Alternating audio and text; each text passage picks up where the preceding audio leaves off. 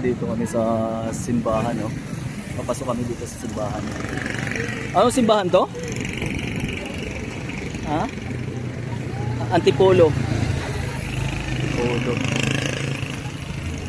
Ganda ng ano, design, no? Dito yung backyard.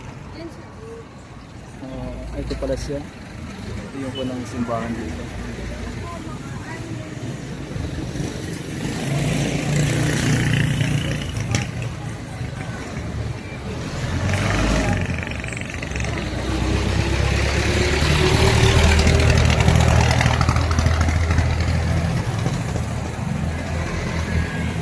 Mga kuwan lang eh.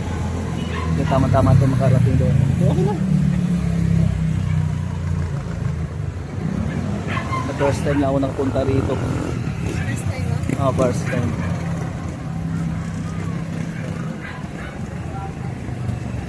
Kaya tayo yung pinakasikat na ano, simbahan dito sa Antipolo. Dinadayo.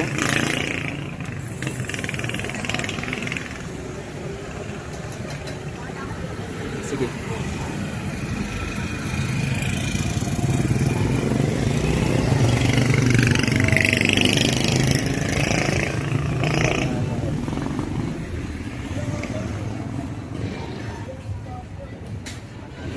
Talaga dito eh, no?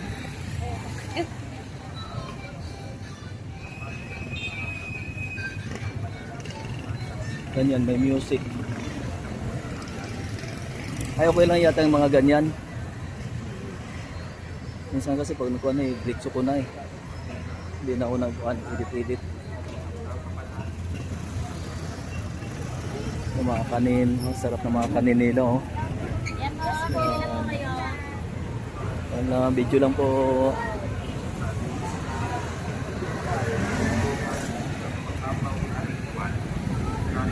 Kailangan sanay ka pala dito. Pag hindi ka sanay, pagod, no? Wala naman sa amin, mas pa. Sa inyo? Ano niya po na sa amin? Oo. Malamig na area sa inyo. Mainit pa din.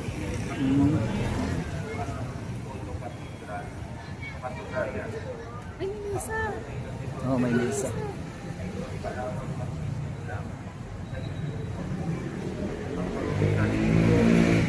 Ayan, mga paninda. Ayan sa baba.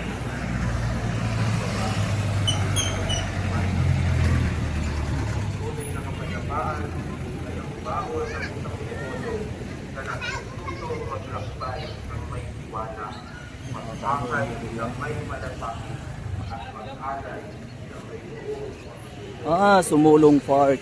Ito pala Sumulong Park. Oh, may gorilla, oh.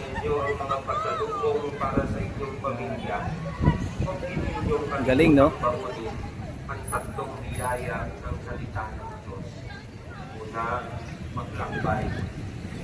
Ang ganda ng view. Malinaw na mata na hindi nasisilaw sa pansamantalang yaman ng mundo. Ang ganda, oh. Hindi laging nakatingin sa walang hanggang iwala.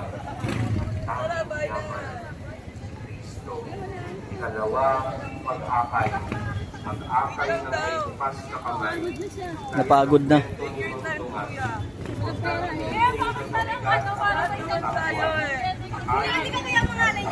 Bigyan nyo. Bigyan nyo. Hindi, bigyan nyo kasi. Ayan, oh. Yan, binigyan. Yan, lalaki to. Ayaw? Ulang. Bigay natin ang ating buhay at mga alalahanin sa Diyos. Ang tayo ng kayamanan na hindi kailanman mananakaw o masisira. Kapag ginawa natin ito, hindi na lang tayo basta bumisita sa dambana ng binanang kapayapaan. Tayo mismo. Baka nasupukit niyan. Ang magiging buhay at kapayapaan ng Diyos.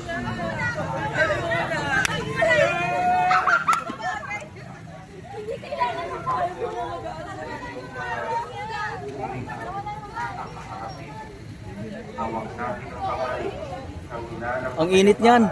at mabuting paglalakbay. Ligtas ang ating biyahe dahil ang Panginoon ang ating Oh, kasama. nakakuha na siya eh. Nuestra Señora de la Paz, Ayun, Nuestra Señora de la Paz. ipanalangin Oo. mo kami. Amin. Oo nga. Oo. Picture tayo. Sisters and brothers, let us pray to the Almighty and loving Oh, Father.